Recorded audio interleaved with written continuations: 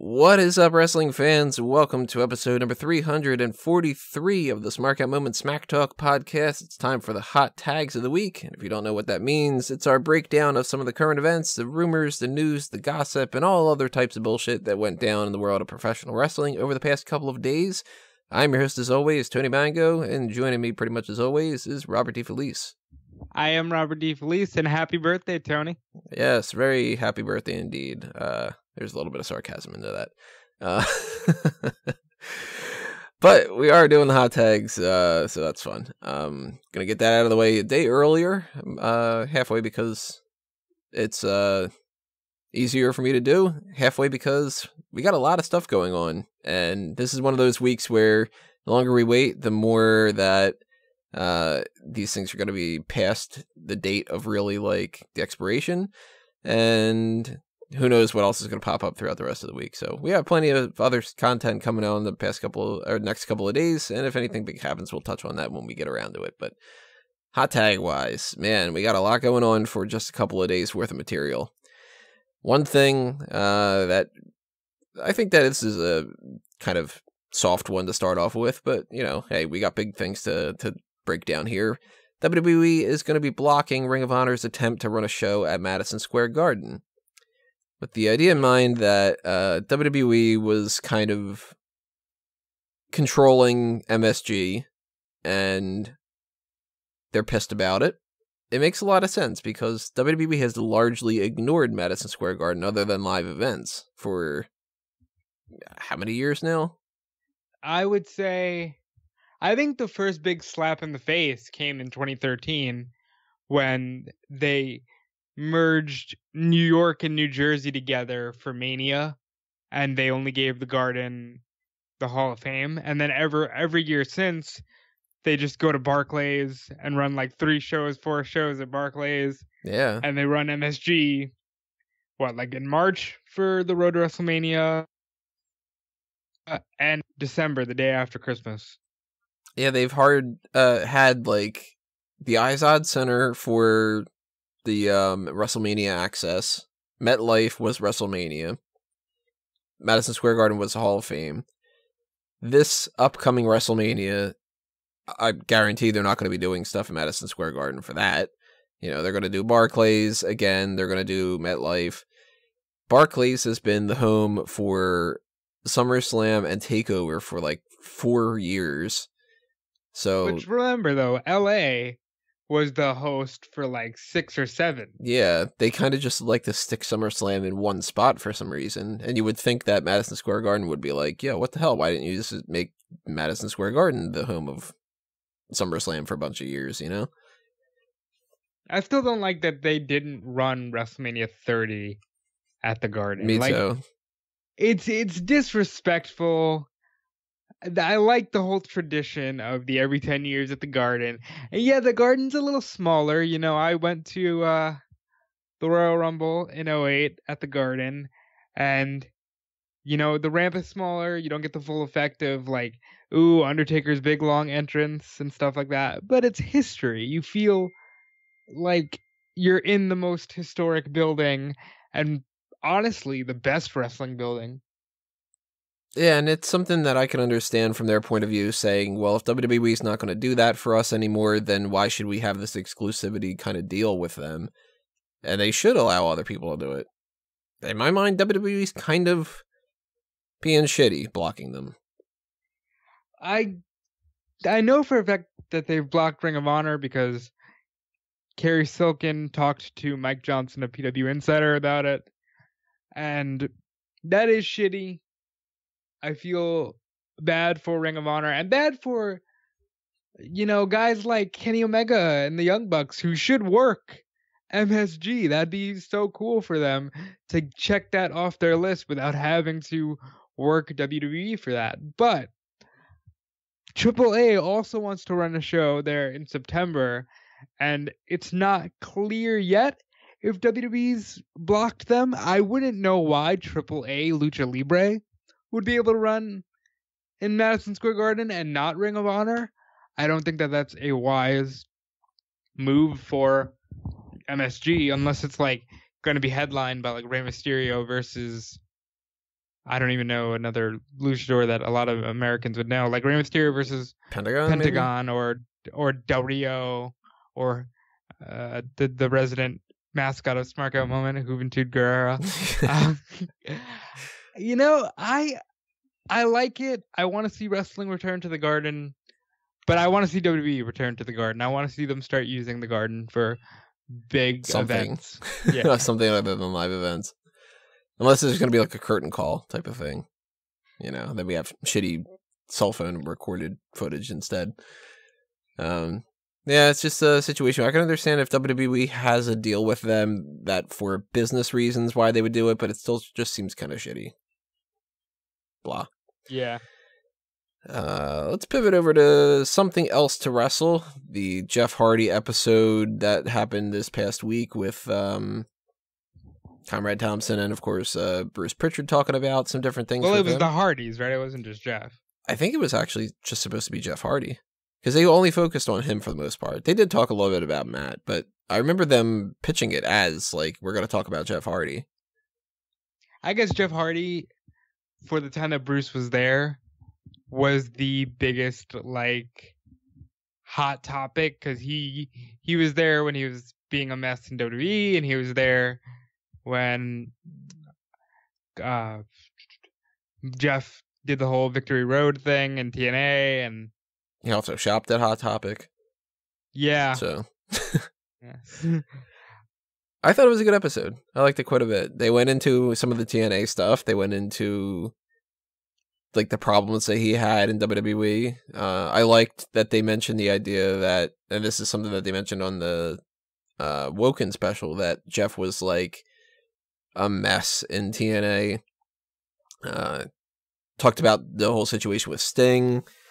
And how good was that? Yeah. I know you covered that last week in the hot tags, but that was one of the best specials I've ever seen. The Hardy's Woken special. I absolutely loved it. I thought it was great that they didn't even mince words, or they didn't try to paint them in a different light. They didn't even mince words about what just happened with him getting arrested. No. They were like, Matt was like, yeah, I was pissed. I didn't even talk to him for a couple days because I can't believe that he's doing that. And they were so raw to the bone with everything, and it was fantastic. And that footage of like the really inside the ring camera of Eric Bischoff saying, Stinger just made the call, and oh, that was so great. That was great. I liked that they showed it in the Woken thing, but Matt Hardy falling asleep during the interview. Yeah, great use of their like the footage that doesn't make air on these things. That was fantastic. And I liked how this kind of, on the flip side of things, talked about some of the positives. Pritchard was talking about how like they really wanted to give Jeff a push for certain things, and their ideas behind pairing him with RVD, putting him with the Undertaker, giving him the Intercontinental title at different times just to test the waters and see if people would buy him as a world champion. And I also like the little part where he says like, oh, and he pinned Triple H, and he was just like, oh my God, wait, what? Like, whatever. Because it's like, hey, Triple H, he went through that time frame where he wasn't putting anybody over. It was like surprising when Jeff Hardy won. Yeah, I mean, Triple H, this is an underrated rivalry that they don't talk about. Triple H and Jeff Hardy were at each other's throats for a lot of Jeff's building process. Even in 2001, Jeff Hardy got like a 6-day Intercontinental title reign by beating Triple H. And then when it was time for Jeff to elevate, he got all of that basically through Triple H.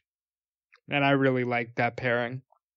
Yeah, this was a good insight in some of the booking philosophies behind bringing the Hardys in when they were younger and not technically 18 years old versus pairing them up with the Michael P.S. Hayes, switching them over to the Brood, how to bring Lita into the mix. It really is a good run of how their careers worked. Not so much Matt, but they were focusing on Jeff. And they did touch on Matt here and there. So I liked it a lot. I definitely thought it was a good one. Unpopular opinion, but I actually think Matt is probably a better worker than Jeff, and I think Matt doesn't get a lot of credit. I always like Jeff better. I mean, yeah, well, Jeff is the he's gonna give you a show, but Matt was so cerebral with things that I wish we could have seen that in a traditional wrestling sense. I know we've seen a lot of it through this broken/woken universe, but I always liked Matt Hardy when he was just Matt Hardy. The version 1 and stuff. Yeah. Yeah, he had more character outside of that. Like, Jeff was pretty much just Jeff. But they talked about that too. Like, Jeff's got the charisma without having to try. Matt's the one who tries and is dedicated and different things like that. I really like this. I thought that this was another good episode of Something Else to Wrestle. Definitely thumbs up. Definitely check it out if you get a chance. And I can't say it enough. If you haven't already, go watch that 24 special. Definitely. That might be my favorite out of the 24s that they've done. That was really good. Oh, let's talk injuries. We got 2 injuries going on right now. Sami Zayn is going to be out until 2019 with 2 torn rotator cuffs. That sucks. This poor guy goes to Montreal. This is where he tore his pec with Cena in Montreal. And he keeps getting injured at home. And this poor dude.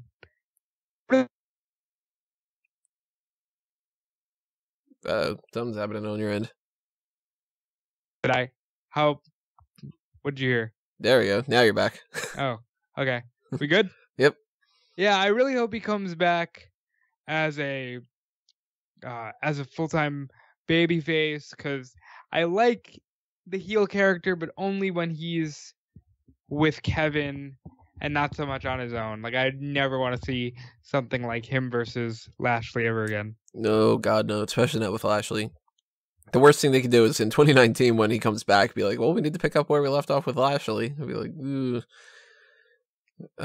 But hey, you know what? Maybe this is going to be a blessing in disguise for Sami Zayn. Maybe there wasn't really much of a plan for him going forward on Raw, and if he can sit at home for the next couple of months and rest up not only, obviously, the 2 torn rotator cuffs, but any other kind of nagging injuries, maybe when he comes back in 2019, they actually give him a solid push, you know? Yeah, maybe they, I know people are probably sick of him and Kevin being linked, but put him in the ring with Kevin. I say if it ain't broke, don't fix it. And their stuff definitely isn't broke. I love when they're together. And who's to say when in 2019 he comes back too? I think maybe they're shooting for Mania. That's what the hopeful amount of time would be, because it is just the end of June. I don't know how long it would take to come back from rotator cuff surgery, but you figure it's going to be at least a couple of months. Well, they're saying 8 months. Yeah, so that's like he could be back in time for Mania potentially. And if not, maybe he comes back right after Mania when everybody else has kind of fucked off. Yeah, like they do day after Mania. Oh shit, it's Sami Zayn. Yeah, where like 7 people that are on the Mania card are not going to be appearing anymore for the next couple of months, like John Cena and The Undertaker and potentially Lesnar and Triple H, and you know what I mean? Then you need to fill that gap a little bit. Next year? No, I don't think so. Okay. To at least part of me's going, I just hope not. Now, Oney Lorcan is the other injury that's going on. He suffered a broken orbital bone. He has undergone surgery for that now, and he's going to be out for enough time that they are not even factoring him into tapings, apparently. We did do a set of tapings. We did. Yeah, I was part of it.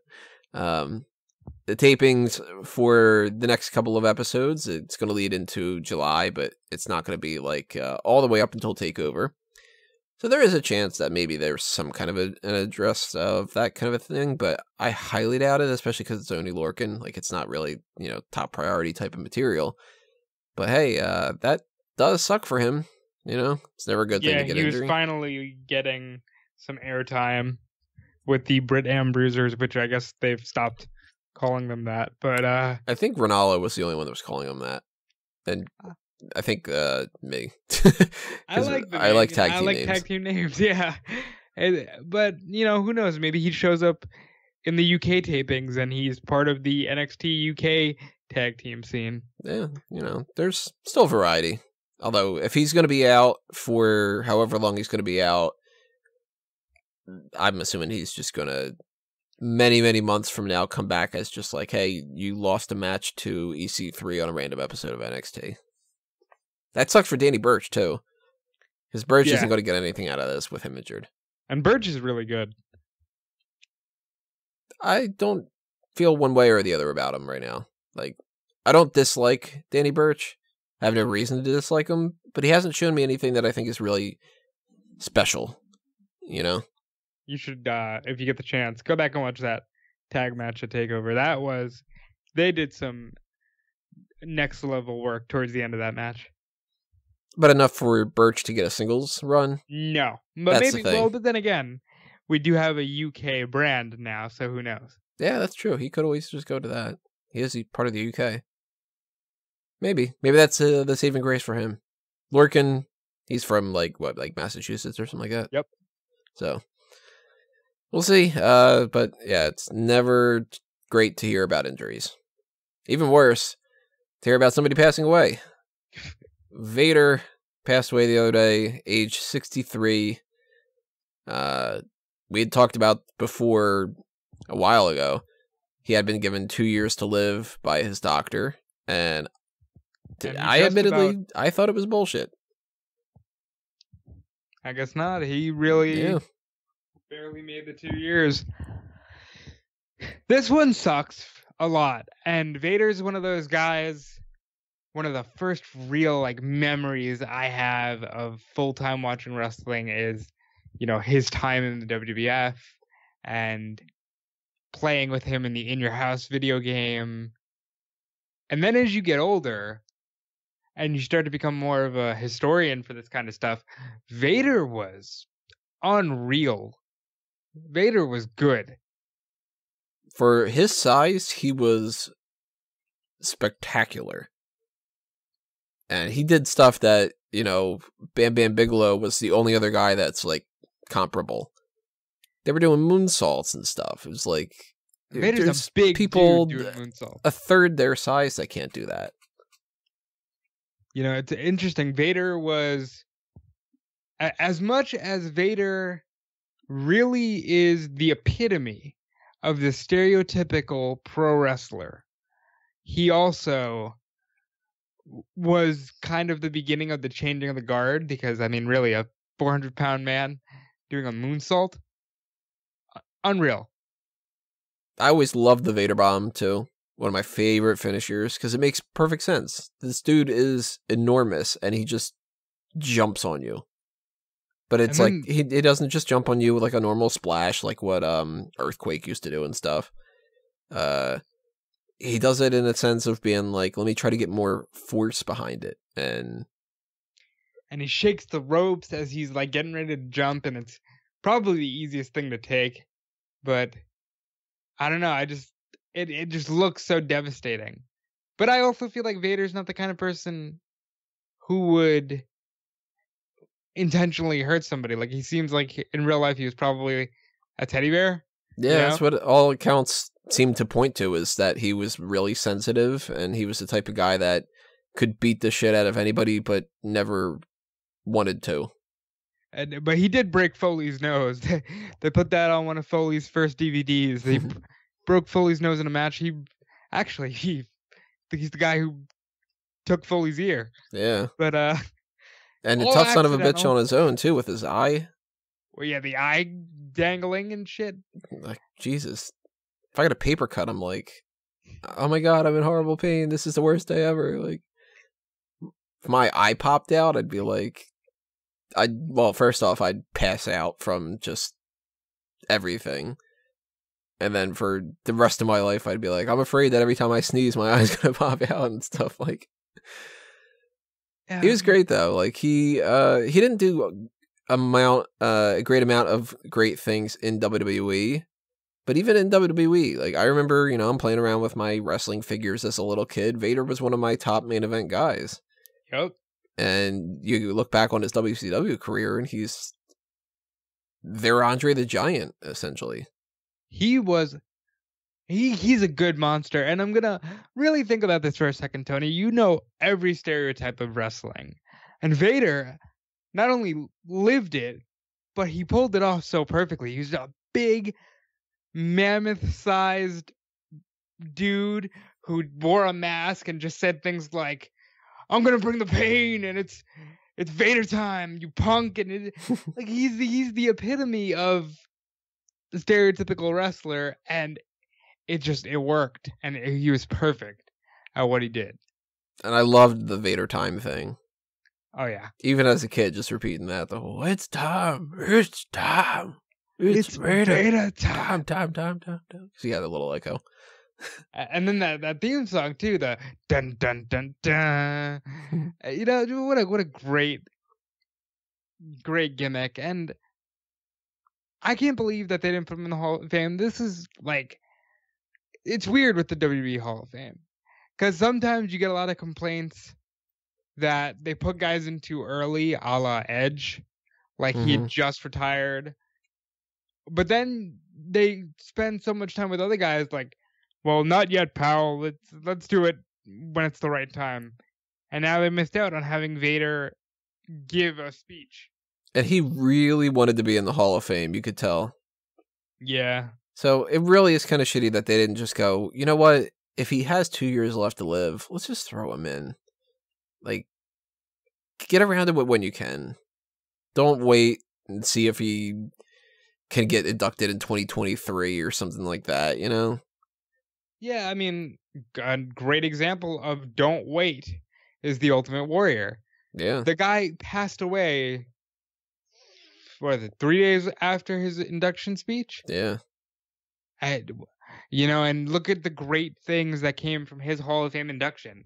There's an award named after him because he was able to give a speech and say, I think there should be an award honoring people. And WWE said, that's a great idea. Let's not do that, but let's do something different. And you know, that's it's interesting that that's kind of one of the negatives that comes along with it. But at the same time, it's good to see that there's a lot of positive reception to this. You know, Vader was somebody who clearly had a lot of fans, even though there's been some tainting of his career from recent years. He did kind of make it hard for people to follow him and not take him seriously and stuff. You know, like he was acting weird on Twitter. He had his whole feuding with what was it, Ospreay? Yeah, and I mean, and it's just the circle of life, because he was telling Ospreay and Ricochet, you know, hey, slow down. This isn't the wrestling I remember. Just like, you know, Ole Anderson was telling him, what are you doing? You're a monster. Don't do moonsaults. Right. So it's the circle. I'm gonna put you on the spot. Favorite Vader match ever? I'm unfortunately not well versed on his WCW career.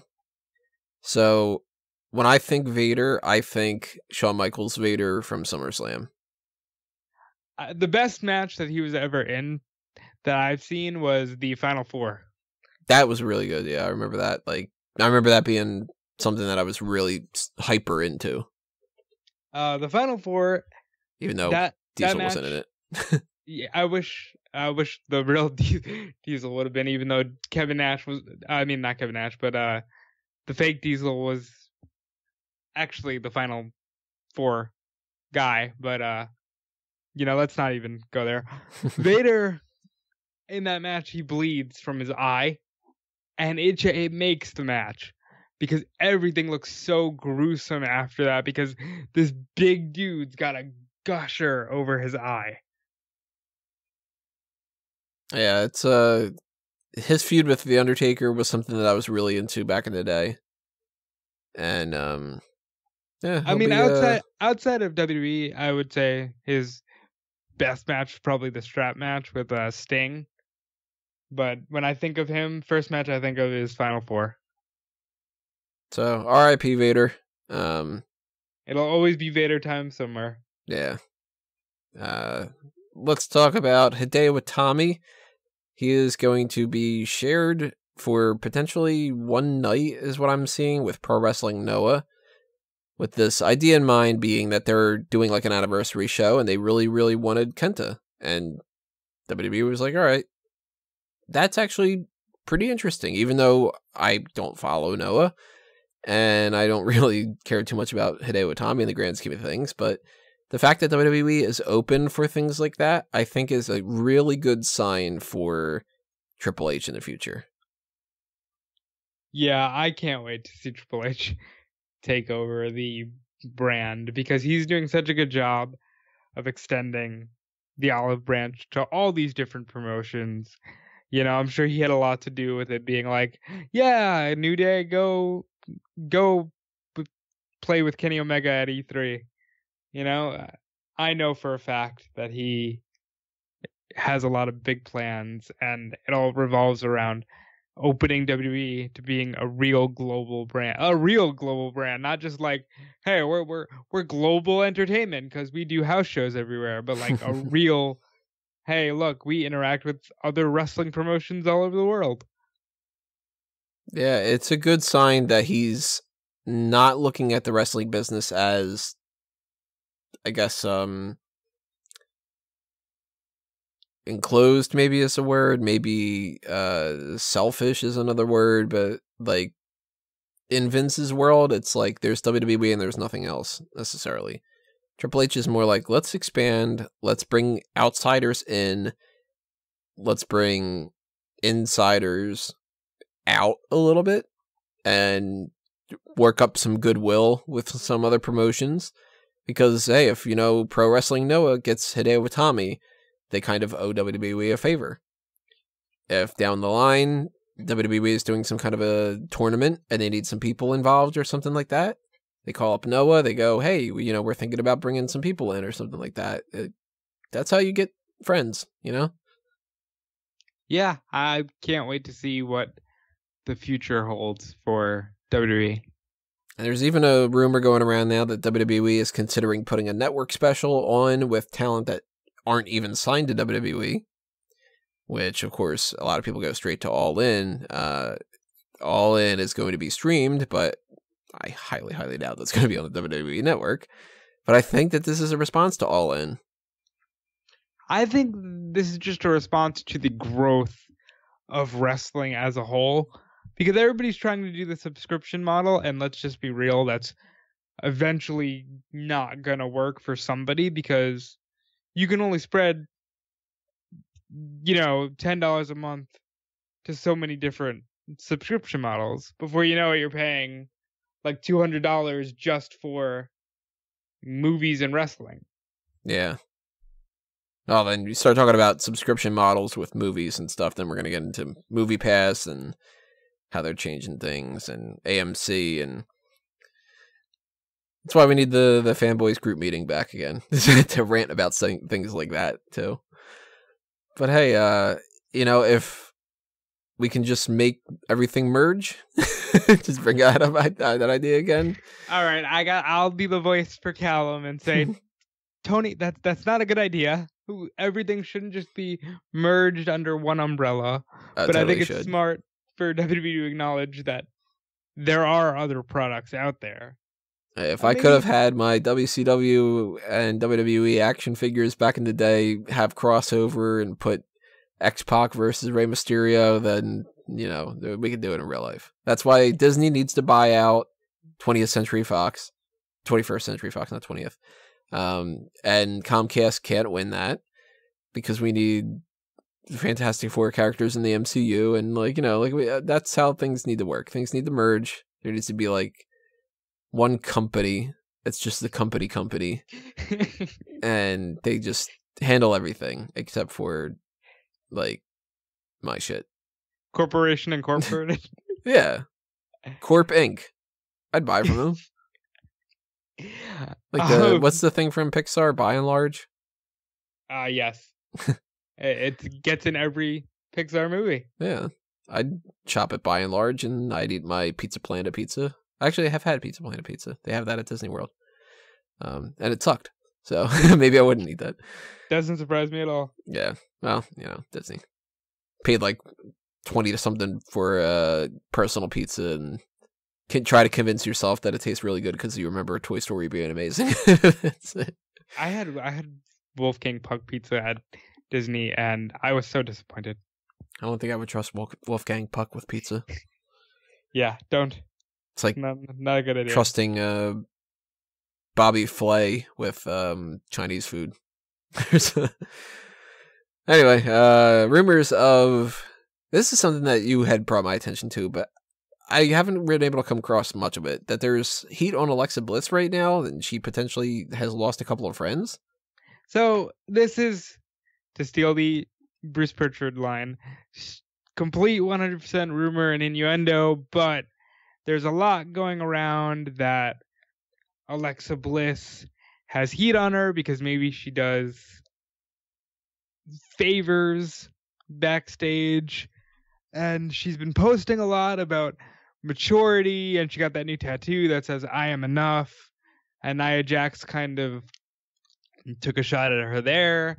And there's also been screenshots taken of Nia Jax liking tweets or posts on social media suggesting that Alexa Bliss does favors for management backstage. I don't think anyone in wrestling is completely monogamous, but I also don't think Alexa Bliss needs to sleep her way to the top. However, it has always been a little bit of a shady business, so that could also be completely true. I would buy more into the idea that people are jealous of Alexa Bliss and they just are starting rumors and bullshit than that she's actually sleeping her way to the top. Because, number one, I don't think it's even arguable that she's the best woman on the mic. Not. And that alone is good enough reason for them to give her the championship multiple times. She's clearly popular, so that helps her too. And we're talking about the women's division where it gets split in two. You're going to have twice as many options to win titles. She moves over to SmackDown. She shows off really well, gets the title. Naomi has her injury. They default back to her. That gets her her second title reign. She goes right to Monday Night Raw. By then, she's already had 2 title reigns. And they're like, all right, well, she's tried and tested already. Make her a focal point of that. And then they switch over this whole thing with Nia Jax and Ronda Rousey and all that. Even though we were thinking that Natalya made a lot of sense, Alexa Bliss is a better opponent for Ronda Rousey than Natalya is. For right now. By the way, WWE, fantastic red herring with Natalya. Yeah. Because they threw me through a loop. So I think that if there is any of this going on, it's probably people backstage being jealous that she keeps getting a push and just kind of being like, oh, but she's like sleeping her way to the top. Yeah. More so than her actually doing it. I mean, we're surprised to know that Paige and Brad Maddox and Xavier Woods had a whole thing going on backstage like that, but so you can never really count out ideas like that, but what about Buddy Murphy into the mix? What about I don't buy it because who is she sleeping her way to the top with? It's certainly not going to be Triple H. You think Stephanie's going to be okay with that? I mean, I don't buy it. I just think that people like the juicy stories and they like being like, I bet she's sucking dick to get her spot, and she's not, but yeah, I don't buy much into it. People always assume, especially in somebody like Bliss's case, who is more of the model diva type than a woman's wrestler, and I know that doesn't sit well with certain people. Yeah, because it's like, we had like a precedent of people like that in the past with like the Divas era. So I don't know. I think it's one of those things where it's like when people also are getting all bent out of shape saying like people are unfollowing her on Twitter and stuff like that, or Nia Jax liking posts about this. Well, Nia's in a feud with her right now. Maybe she's doing it just for kayfabe. Yeah, and that's another one of those weird things. Is why wouldn't you use social media to advance storylines? I would. Yeah.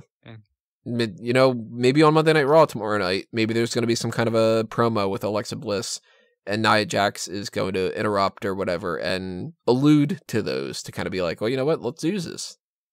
Let's turn turn into the skid. People are talking about this. Let's try to make it like one of those things. It's like, oh, you slept your way to the top, like that kind of thing. Like, and then people will be like, you see, it's a guarantee, whatever. And it's like, well, then it's a work shoot, kind of like, it's an interesting situation.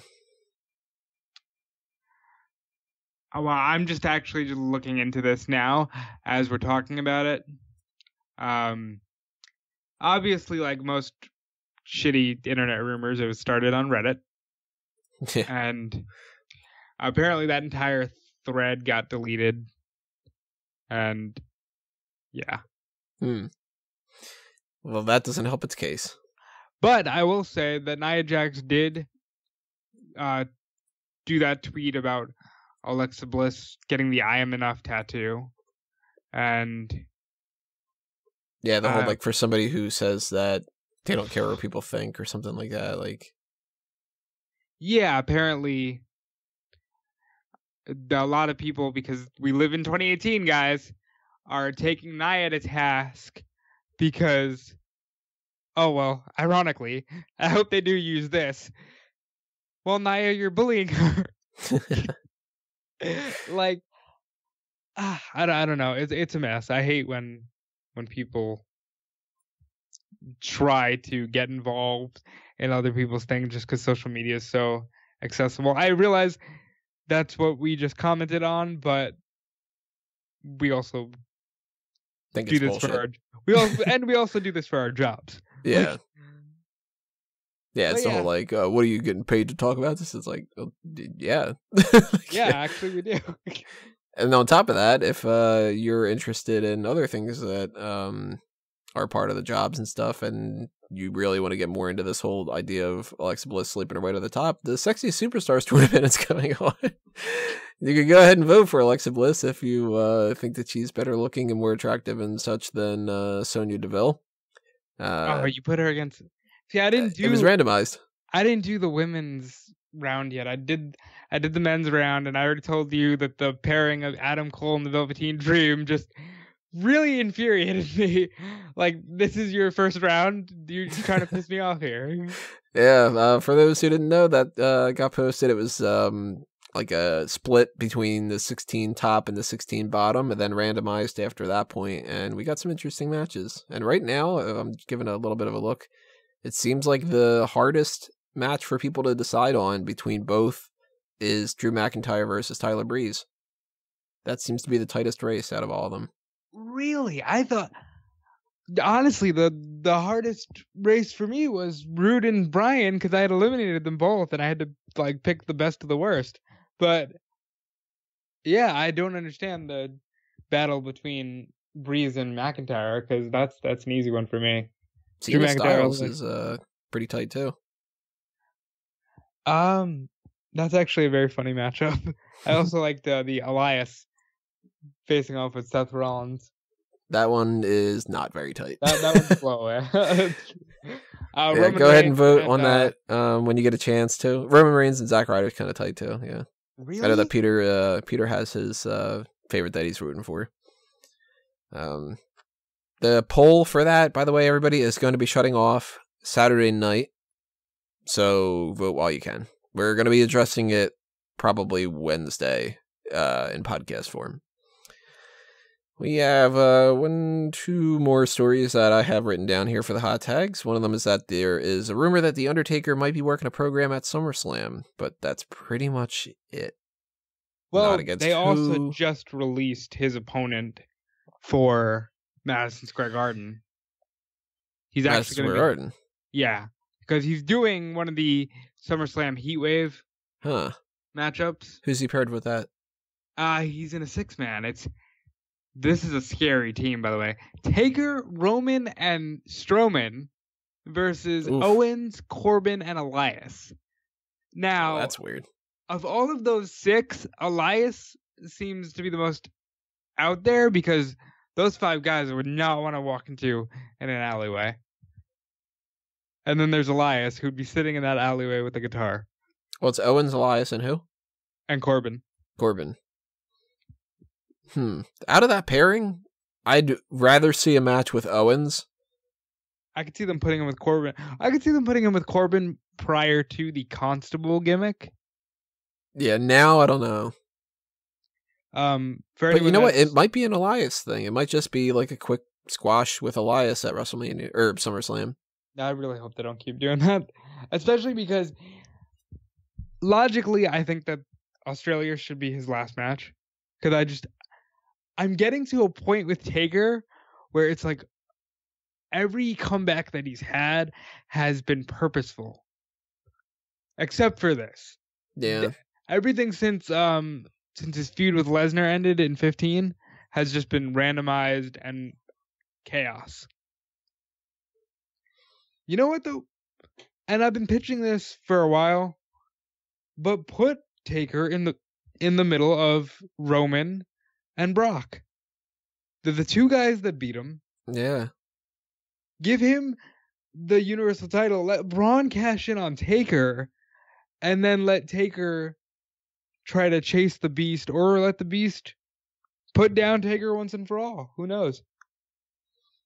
I would normally say I don't believe Undertaker is going to do something at SummerSlam, but with the way that he's popped up for like the Greatest Royal Rumble and such, and he's advertised for the Super Showdown, yeah, he might be. And, you know, he fought Rusev in a casket match. At this point, I don't want to rule anything out. They could have him fighting Baron Corbin for the rights to be the constable. Like, they could have him against Noam Dar. I have no idea, you know. Strowman in a Buried Alive match, I'd watch it. Yeah, why not? And Strowman would have to win. Even though Undertaker is still my number 2. And that's not a poop joke. For anyone else that's interested in the Madison Square Garden card, as of right now, the card is the aforementioned 6-man, and then it's Dolph Ziggler versus Seth Rollins versus Finn Balor for the Intercontinental Championship. That should be good. Blow the house down. And then it's Ronda Rousey versus Nia Jax with Alexa Bliss as the special guest referee. And then it says also scheduled to appear Lashley, Jinder, Rude, Natalya, Bayley, Matt Hardy, and Bray Wyatt. You know, if you get a ticket for it, could be a good show. Or, you know, if WWE wanted to utilize their network, yeah, would not mind.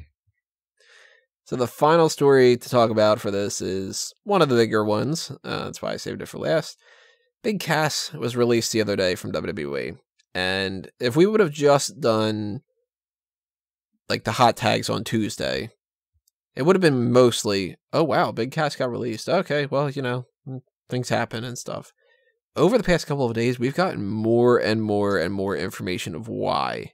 And this dude was digging such a deep hole for himself. This is the stuff that I have. I might be missing something. I don't know. That, number one, he was in the situation with the little Daniel Bryan promo, where he requested that he would not only give him the big boot, but that he would also beat him down afterward. And they said no. And he went and he did it anyway. So it's an instance of... as I heard as well, he blew off a promo rehearsal with Kevin Dunn. That supposedly was, I think, a different one. Because that's on top of that. The first thing I'm hearing is with the little Daniel Bryan segment, where that was like, you know, sometimes people say it's better to do and then to ask for forgiveness than to ask for permission to begin with. He goes against their policy and he does that, so they're pissed. Either that one or a different one. I think that it's supposed to be a different one. He blew off a promo rehearsal and that Vince hated the promo. I think that was the one that followed it, but I don't know for sure. Also, he was drunk on the European tour. Vince does not, of course, think public intoxication is all that great. Causing problems with fans. Not a big fan of that kind of an idea. Getting into arguments with Sami Zayn for his political opinions. He's a Trump supporter. They've said that in the past, and that rubs people the wrong way because a lot of people disagree with a lot of the things that go on. See, some of this I kind of call bullshit on, because yeah, I think everything you've just mentioned is scummy, but this is also a company. The man is in your Hall of Fame. I don't want to hear that. Yeah. Yeah, like, But I don't mean, wanna hear if that. you're backstage and somebody's talking about, like, from what the implication seems to be from what I've read, it seems almost like if Cass would have done a big tirade backstage about, like, oh, fuck immigrants and stuff like that. And that could, rub people the wrong way backstage. And then they can be like, dude, why don't you just shut your mouth and do your job? And, like that kind of thing. Arguments with Sami Zayn, there's the whole Saudi Arabia situation. That's not really all that great to factor that in. There's also a story that he was on one of these tour bus shuttles and that the bathroom lock was broken. And he got stuck and he got all pissed off, broke the door down and forced everybody to use the bathroom with no door the rest of the time because he thought it was a rib. In either situation, that's not a good idea to do. And like he thought he was ribbing them? No, he thought that they were ribbing him and that they locked it and broke it for, like, to be like, haha, like, you're stuck in the bathroom. Meanwhile, it was just like the bathroom lock was broken. And instead of being like, yo, the bathroom lock is broken, like, let me out, this isn't fucking funny and whatever, that he got pissed off, broke the door, then it was like, all right, well, now everybody has to use the bathroom without using the door. On top of that, the most recent thing that I've come across is that he, and this might have been the last straw, was threatening Vic Joseph because he was talking to Carmella and got into a big argument with Carmella, grabbed her arm. It's doing a whole, like, belligerent, possessive ex-boyfriend type of nonsense.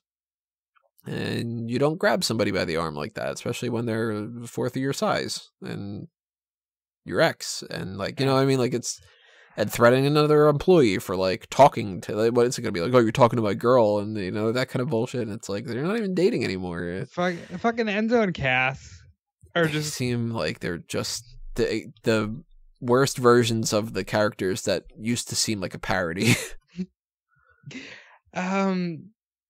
God, it's a shitty situation, and not a good look for Cass, not a good look for, Enzo, not a good look for the Northeast. I think you can agree with me there, Tony? Yep.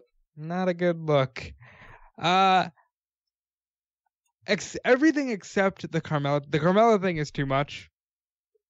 The Carmella thing is just, you don't do that. Not at any point, but especially in today's climate, you do not act like that. However, the rest of the stuff, it sounds like what used to be commonplace in wrestling. And if anyone does it now, it's just bullshit. And the only reason I hate that and can almost defend the person who's acting shitty is because you always hear so much, well, God, nobody has balls these days. And then anytime somebody acts a little bit out of line, it's, oh, this guy was an animal. Gotta get rid of, it's yeah, the kind of hypocrisy like that. I mean, this guy definitely sounds like a fucking, not like a creep, and you're not like a very good person, but just the wrestling sense, that always rubs me the wrong way, because people are always like, I remember when Ric Flair used to drink 30 Kamikaze Kings and get naked, and we all used to laugh at Ric Flair being naked on the plane and rubbing his dick on people, and it's like, and now somebody breaks down the door and it's just like, oh, well, this guy's crazy. Yeah, different times indeed. The Carmella stuff is bullshit, especially because I'm sure Vic Joseph was just like, hey, Carmella, how you doing? Like, yeah. Well, the reports that I had seen is that, like, they're pretty good friends. Yeah. And it's just like, like, hey, what's up? Like, coworker, what's up, buddy? And then it's, strong arming with the whole, like, you talking to my girl? Like, that kind of thing. And anybody who ever does that kind of stuff, I always think is fucking ridiculous, too. I don't know. Maybe he was just having a bad day. Maybe somebody touched his spaghetti. But, seems like he's been having a bad couple of months. But this also hurts his case when it comes to, no wonder that they broke up. And, if he was kind of this type of person, Because people don't tend to act like this just out of nowhere. Yeah. One instance is like, all right, well, maybe he thought that beating down little Daniel Bryan would be better. And then after that, then he's, oh, I tried something.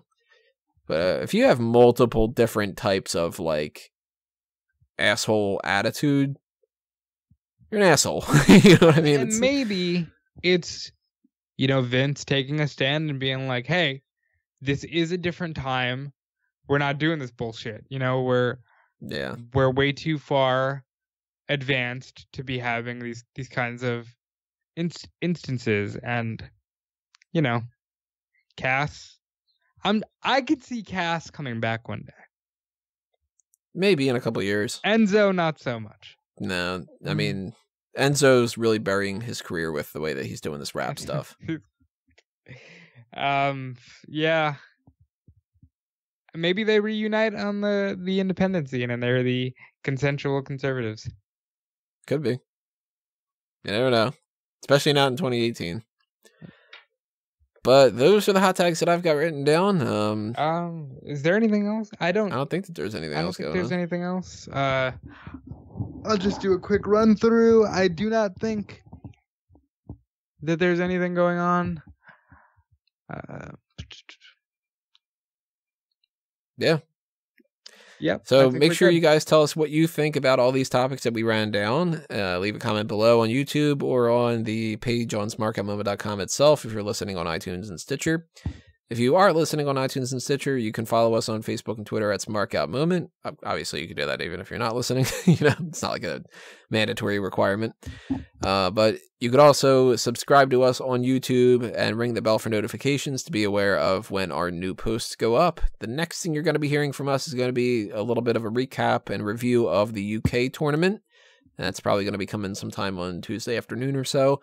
Following that, we're going to be doing round 1 of the men's bracket and then round 1 of the women's bracket for the 2018 Sexiest Superstars tournament.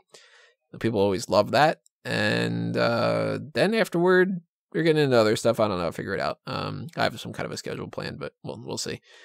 Any on the promotional side things that you want to toss out? Keep an eye on WrestleZone. That's what I do during the day when I'm not doing stuff for Smark Out Moment. WrestleZone.com. And then Dude Felice on Instagram and Twitter. And I think that's it. Also, for my side of things, fanboysanonymous.com. I've got, most recently, I've been actually handling quite a bit on Fanboys. The Week in Geek things are up every week at this point. I've got a review for not only Tag and Incredibles 2, but I also just saw Jurassic World Fallen Kingdom. And unfortunately, sat through all of Luke Cage. Except for the majority of one episode that I fall asleep on because it's a fucking bore. So check out that kind of stuff if you're interested in those kind of things. And we will see you when we see you, everybody. Thanks again for listening. This has been another Smark Out Moment. We're being counted out.